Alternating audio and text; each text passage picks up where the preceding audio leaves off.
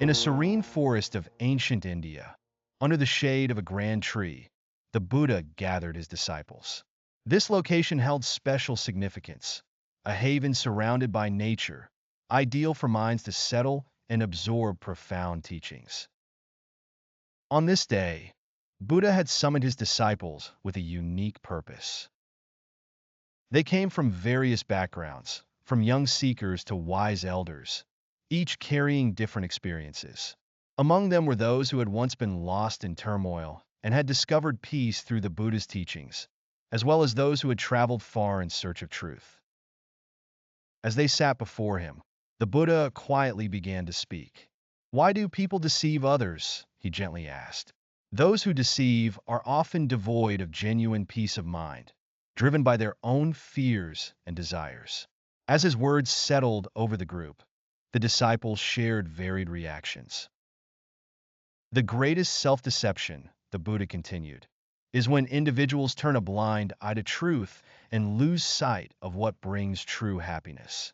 With a compassionate gaze, the Buddha scanned his disciples, seeking to impart wisdom.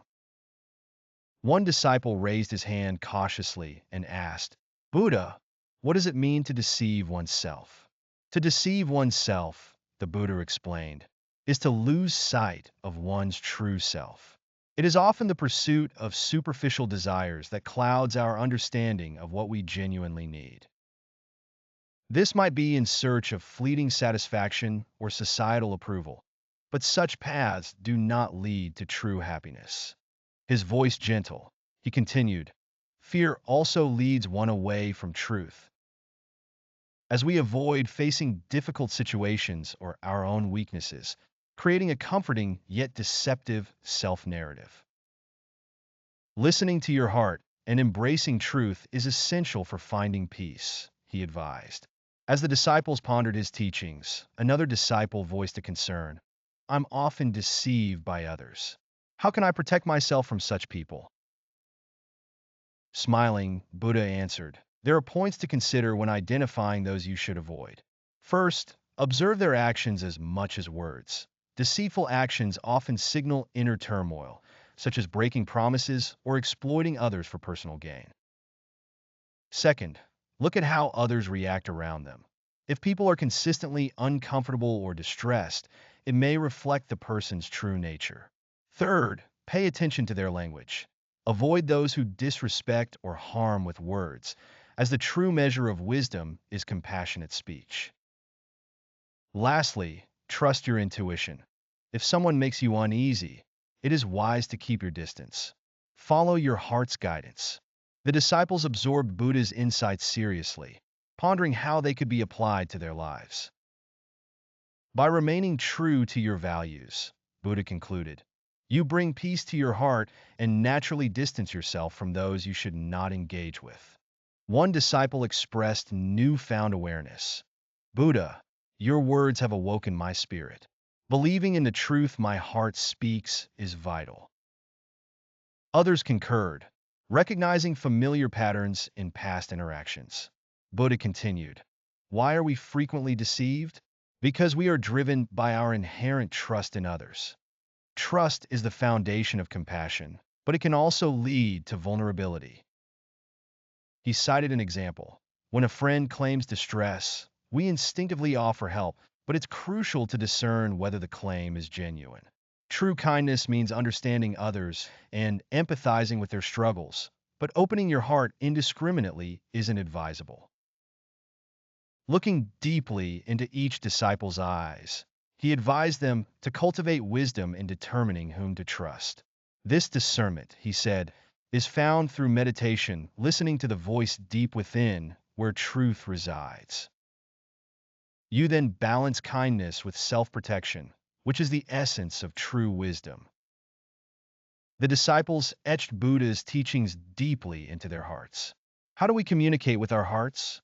one disciple asked. Buddha replied, "Through meditation.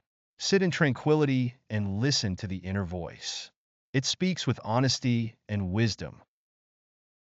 Continuing his lesson, a disciple inquired why one shouldn't deceive if they might be deceived instead. "Deceiving for temporary gain," Buddha responded after a thoughtful silence. Leads one away from genuine happiness. What is gained through deceit is fleeting and unable to foster true love or trust. He explained that deceit breeds guilt and anxiety.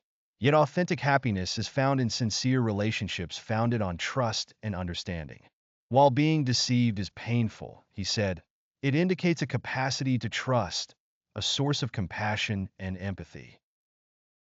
Buddha's closing messages emphasized living with truth and integrity, as lives are deeply intertwined and every action resonates widely. Facing trials and challenges strengthens us, he continued. Nurture peace within and expand your compassion, illuminating your own life and the world around you.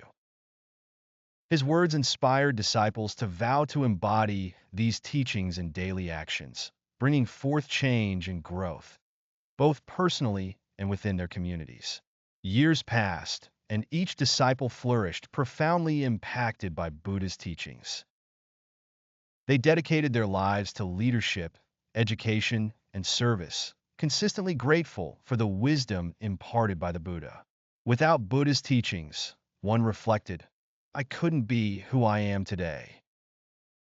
Another disciple, a teacher, conveyed the importance of truth and compassion, lighting a path for younger generations.